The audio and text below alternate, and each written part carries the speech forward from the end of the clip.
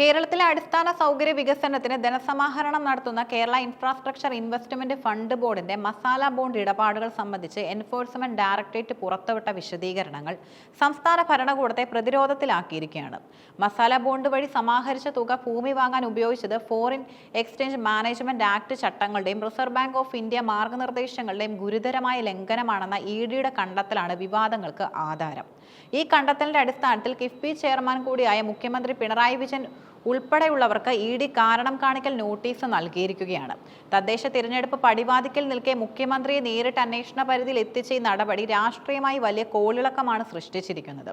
കിഫ്ബിയുടെ മസാല ബോണ്ട് ഇടപാടുകൾ സംബന്ധിച്ച് 3.5 വർഷത്തിലേറെ നീണ്ട അന്വേഷണത്തിനൊടുവിലാണ് ഇഡി ഗുരുതരമായ ചട്ടലംഘനം കണ്ടെത്തിയിരിക്കുന്നത്. ഈ വർഷം ജൂണിലാണ് ഇഡി ഇത് സംബന്ധിച്ച പ്രാഥമിക പരാതി ഫയൽ ചെയ്തത്. 2019 കിഫ്ബി ലണ്ടൻ സ്റ്റോക്ക് എക്സ്ചേഞ്ചിലും സിംഗപ്പൂർ സ്റ്റോക്ക് എക്സ്ചേഞ്ചിലുമാണ് മസാല ബോണ്ട് ഇറക്കിയത്. അടിസ്ഥാന സൗകര്യ വികസന പദ്ധതികൾക്ക് ധനം കണ്ടെത്തുക എന്ന ലക്ഷ്യത്തോടെ 9.72% പലിശ നിരക്കിൽ 2672 കോടി രൂപയിലധികം സമാഹരിച്ചതായി ഇഡി പറയുന്നു.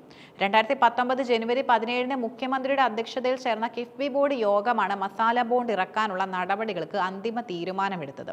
മസാല ബോണ്ട് വഴി സമാഹരിച്ച തുക വിനിയോഗിച്ചതിലാണ് ഇഡിയുടെ മുഴുവൻ ആരോപണങ്ങളും കേന്ദ്രീകരിക്കുന്നത്. സമാഹരിച്ച തുകയിൽ നിന്ന് 466.91 കോടി രൂപ ഭൂമി വാങ്ങാൻ ഉപയോഗിച്ചു എന്നാണ് ഇഡിയുടെ പ്രധാന കണ്ടെത്തൽ. വിദേശ വാണിജ്യ വായ്പയായി കണക്കാക്കുന്ന മസാല ബോണ്ട് വഴി സമാഹരിക്കുന്ന പണം റിയൽ എസ്റ്റേറ്റ് ഇടപാടുകൾക്ക് വിനിയോഗിക്കരുതെന്നും ഫെമ ചട്ടങ്ങളിലും RBI നിർദ്ദേശങ്ങളിലും കർശനമായി നിഷ്കർഷിക്കുന്നുണ്ട്.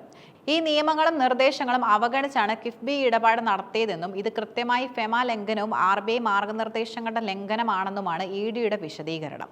ഇഡിയുടെ കണ്ടെത്തലുകൾക്ക് തെളിവുകൾ ഉണ്ടെന്ന് അവർ അവകാശപ്പെടുന്നു.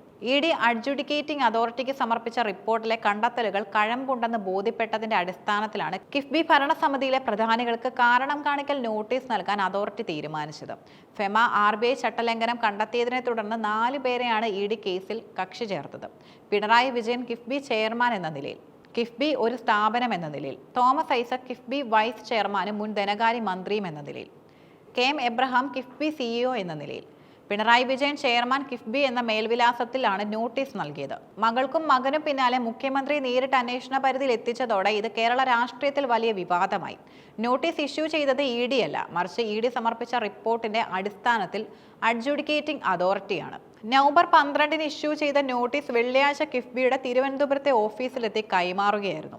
നോട്ടീസ് ലഭിച്ചവർ നേരിട്ട് ഹാജരാകേണ്ടതില്ലെന്നും പ്രതിനിധി വഴിയോ അഭിഭാഷകൻ വഴിയോ വിശദീകരണം നൽകിയാൽ മതിയെന്നും ഇഡി വ്യക്തമാക്കിയിട്ടുണ്ട്.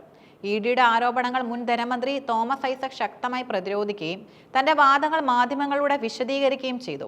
മസാല ബോണ്ട് ഇടപാടിൽ ഒരു തരത്തിലും ചട്ടലംഘനം നടത്തിയിട്ടില്ലെന്ന് തോമസ് ഐസക് ആവർത്തിച്ച് വ്യക്തമാക്കി. ഇഡിയുടെ പ്രധാന ആരോപണമായ ഭൂമി വാങ്ങൽ എന്നതിനെയാണ് തോമസ് ഐസക് ചോദ്യം ചെയ്യുന്നത്. 466.91 കോടി രൂപ ഭൂമി വാങ്ങിയിട്ടില്ലെന്നും പകരം ഏറ്റെടുത്തിട്ടേ ഉള്ളൂവെന്നുമാണ് അദ്ദേഹത്തിന്റെ വാദം. ഭൂമി ഏറ്റെടുക്കാൻ എന്നത് സർക്കാർ വികസന പദ്ധതികൾക്കായി പ്രത്യേക നിയമങ്ങളുടെ പിൻബലത്തിൽ നടത്തുന്ന നടപടിയാണ്. ഇത് വാണിജ്യപരമായ റിയൽ എസ്റ്റേറ്റ് വാങ്ങൽ എന്നതിന്റെ പരിധിയിൽ വരില്ലെന്നും അതിനാൽ ഇത് ഫെമ ചട്ടങ്ങളുടെ ലംഘനമാണെന്നുമാണ് കിഫ്ബി ഭാഗം ഉന്നയിക്കാൻ സാധ്യതയുള്ള പ്രധാന നിയമവാദം. അന്വേഷണത്തിന്റെ ഭാഗമായി കഴിഞ്ഞ വർഷം തോമസ് ഐസക്കിന്റെ 2 തവണ ഇഡി സമൻസ് അയക്കുകയും കിഫ്ബി ഹാജരാക്കിയ രേഖകൾ പരിശോധിക്കുകയും ചെയ്തിരുന്നു. ഈ രേഖകളുടെ അടിസ്ഥാനത്തിലാണ് ഇഡി ചട്ടലംഘനം സ്ഥിരീകരിച്ചിരിക്കുന്നത്. ഇഡിയുടെ കണ്ടെത്തലുകളുടെയും എതിർകക്ഷികളുടെയും വിശദീകരണത്തിന്റെയും അടിസ്ഥാനത്തിൽ അഡ്ജുഡിക്കേറ്റിംഗ് അതോറിറ്റി എടുക്കുന്ന അന്തിമ തീരുമാനം ഈ കേസിലെ നിർണായക വഴിത്തിരിവാകും. അഡ്ജുഡിക്കേറ്റിംഗ് അതോറിറ്റി ഇരുപക്ഷം കേട്ട ശേഷമായിരിക്കും അന്തിമമായിട്ടുള്ള തീരുമാനം എടുക്കുക.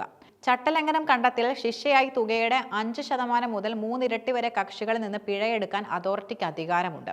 2600 കോടിയിലധികം രൂപയുടെ ഇടപാടിൽ ചട്ടലംഘനം കണ്ടെത്തിയാൽ പിഴയുടെ തുക 100 കണക്കിന് കോടി രൂപയായിരിക്കും. മുഖ്യമന്ത്രിക്കെതിരെയും മുൻ ധനമന്ത്രിക്കെതിരെയും നിയമപരമായ നടപടികൾ ഉണ്ടാവുകയാണെങ്കിൽ വരാനിരിക്കുന്ന തിരഞ്ഞെടുപ്പിൽ അത് ഭരണകക്ഷിയെ രാഷ്ട്രീയപരമായി പ്രതികൂലമായി ബാധിക്കാനുള്ള സാധ്യതയുമുണ്ട്. ഇവിടെ പരാമർശിക്കുന്ന ഫെമ ചട്ടലംഘനം എന്താണെന്ന് മനസ്സിലാക്കേണ്ടതും അത്യാവശ്യമാണ്. 1999 ഫോറിൻ എക്സ്ചേഞ്ച് മാനേജ്മെന്റ് ആക്ട് രാജ്യത്തേക്ക് വിദേശ നിക്ഷേപം കൊണ്ടുവരുന്നതും വിദേശ കറൻസികളിലുള്ള ഇടപാടുകൾ നിയന്ത്രിക്കുന്നതിനും വേണ്ടിയുള്ള നിയമമാണ്. ഇന്ത്യൻ കമ്പനികൾ വിദേശത്ത് നിന്ന് പണം സമാഹരിക്കുമ്പോൾ അതെങ്ങനെ ഉപയോഗിക്കണമെന്ന് RBI കർശനമായി നിർദ്ദേശിക്കാറുണ്ട്. അടിസ്ഥാന സൗകര്യ വികസനം പോലുള്ള കാര്യങ്ങൾക്കാണ് സാധാരണയായി വിദേശ വായ്പ അനുവദിക്കാറ്. റിയൽ എസ്റ്റേറ്റ് ഇടപാടുകൾ ഊഹക്കച്ചവടമായി കണക്കാക്കപ്പെടുന്നതിനാൽ വിദേശ വായ്പ ഇത്തരം ആവശ്യങ്ങൾക്ക് ഉപയോഗിക്കുന്നത് നിയമം വിലക്കുന്നു. കിഫ്ബി ഭൂമി വാങ്ങിയത് ഈ നിയമത്തിന്റെ ലംഘനമാണെന്ന വാദമാണ് ഇഡി ഉയർത്തുന്നത്. മസാല ബോണ്ട് കേസ് നിയമപരമായി ഒരു നൂലാമാലയായി മാറിയിരിക്കുകയാണ്. കിഫ്ബിയുടെ ലക്ഷ്യവും ഇഡിയുടെ നിയമപരമായ നിലപാടും തമ്മിലുള്ള ഈ ഏറ്റുമുട്ടൽ ഇന്ത്യൻ ഫെഡറൽ സംവിധാനത്തിലും സംസ്ഥാനത്തിന്റെ സാമ്പത്തിക അധികാരത്തിലും പുതിയ ചോദ്യങ്ങൾ ഉയർത്തുന്നു.